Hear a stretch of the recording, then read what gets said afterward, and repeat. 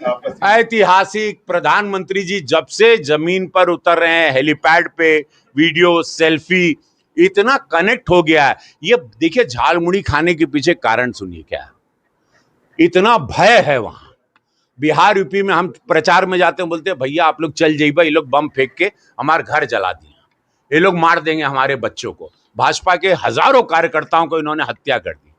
प्रधानमंत्री जी ने आज उतर के ये बताया कि मैं खड़ा हूं जमीन पर आप लोगों के साथ, मैं लोकल झालमुड़ी के साथ आप लोगों की मैं रक्षा सुरक्षा करूंगा। और प्रधानमंत्री जी ने यह भी कहा जितने भी माफिया गुंडे बदमाश जो हम लोगों के वहां पर भाजपा के सनातनी हिंदुओं को डरा रहे हैं कि आप लोगों को, ये लोग तो चले जाएंगे, ये लोग तो दिल्ली चले जाएंगे, आप लोग को जान से मार देंगे, उनको प्रधानमंत्री जी ने आज चेतावनी दी कि 29 के पहले पुलिस थाने में सरेंडर कर लो। 29 के बाद आप जितने भी माफिया हैं बंगाल के, जितने भी वहां गुंडे हैं, जो बिहार यूपी की 50% आबादी है वहां पर, जो काम करते हैं, मजदूर हैं, रेडी पटरी वाले, टैक्सी, उनको बोला है कि आप लोग सरेंडर कर दो, नहीं तो 29 के बाद 4 मई को जब रिजल्ट आएगा, 4 जून के ना, 4 मई के जब रिजल्ट आई उसके बाद कोई बचेगा नहीं। ये प्रधानमंत्री जी की चेतावनी है समस्त माफिया और गुंडों को जो बंगाल में हमारे भाजपा के वोटरों को डरवा रहे हैं कि वोट डालने नहीं निकलना, भले टीएमसी को नहीं दोगे। ये पुरानी उनकी आदत है कि भाजपा को दे रहे हो तो निकलो मत, टीएमसी को नहीं देना, वो उस दिन घर से नहीं निकलना। वोट भय निकलना है सबको, सबको घर से निकलना है बाहर।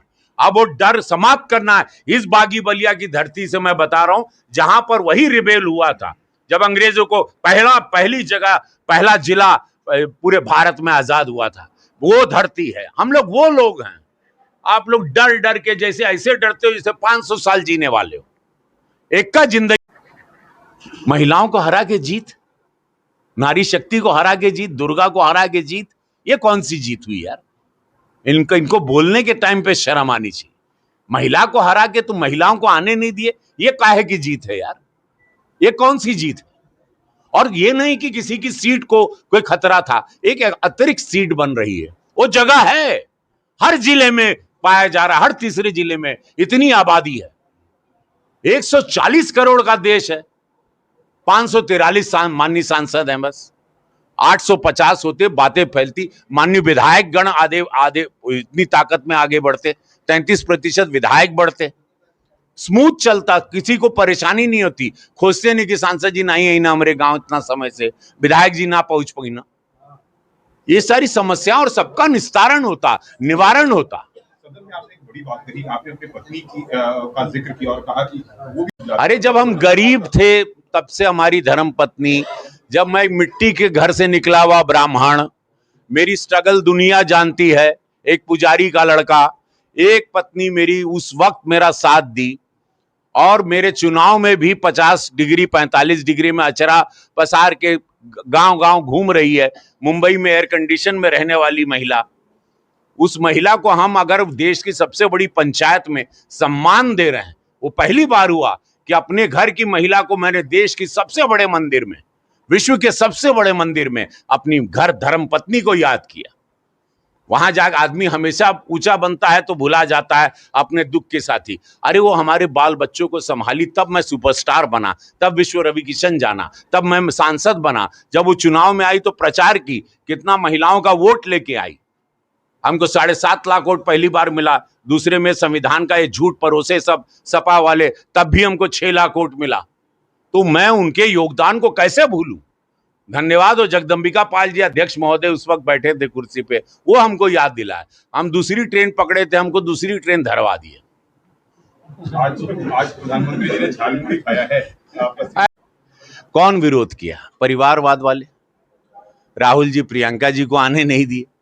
कौन विरोध किया? जिनको लग रहा हमारे घर की महिलाएं आ जाएंगी, हमारा वर्चस्व खत्म हो जाएगा, सो कॉल्ड मैन्स वर्ल्ड, पुरुष प्रधान एक विश्व को लेके लोग चलने, वो धारणा को यशस्वी प्रधानमंत्री तोड़ना चाहते थे।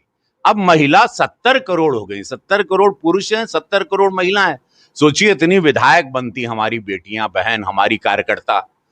ये लोग चाहते हैं, विरोधी चाहते हैं वो चूल्हा चौखट और झाड़ू पोछा करे आजीवन, उनके लिए रोटी बनाएं, वो बाहर आके अपनी नेतागिरी करें, उनका बच्चा पालें, ये अपनी नेतागिरी झाड़ें, ना उनके बारे में कभी उनकी शक्ति बताएं। अब वो समय आ गया है कि महिला निकले भाई। अब परसिमन होगा, गोरखपुर की आबादी 50 लाख से ज्यादा है। मैं 5 बार भी सांसद रहूंगा तो हर गांव, हर घर, हर आदमी की समस्या सुन नहीं पाऊंगा, पॉसिबल ही नहीं है।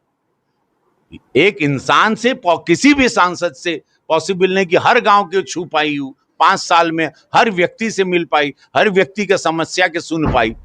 तो परसिमन हुई, इतना बड़ा जिला, और ऐसे कुछ देख ला बलिया है, कितना बड़ी आबादी, कितना हर जगह 48 लाख, 127 जिले हैं भारत में, जो 40 लाख से ऊपर है, कहीं 27 लाख, कहीं 37 लाख। हमारे गृह मंत्री अमित शाह जी ने इतने ध्यान से सब कुछ समझा। परसिमन जरूरी था, बेटियों को विधायक बनने का मौका, कार्यकर्ताओं को, ग्राम पंचायत की हमारी सदस्या को, और हर बेटी को, जो एजुकेटेड बेटी भी है, हर जिले में सांसद बनती, 850 सांसद होते 140 करोड़ की आबादी में। ये भारत ताकतवर तब बनता, शक्तिशाली तब बनता, लेकिन बेटियों को लाना नहीं है। महिला विरोधी इनकी मानसिकता है, पुरुष परिवारवाद ही हमको दिखता है। ये परिवारवाद वालों ने ही विरोध किया।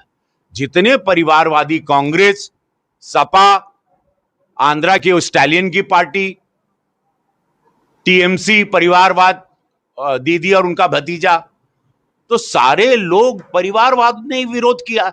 महिला विरोधी हैं ये लोग। लेकिन मैं उनको बता देना चाहता हूं, ये वचन और ये बात और ये घोषणा विश्व के सबसे बड़े नेता, यशस्वी प्रधानमंत्री मोदी जी ने की है। हल्के में मत लीजिए।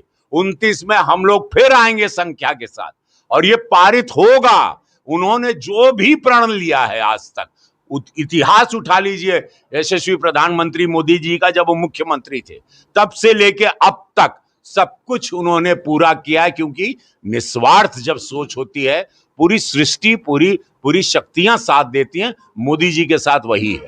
होगा, इस बार गिर गया, हम सब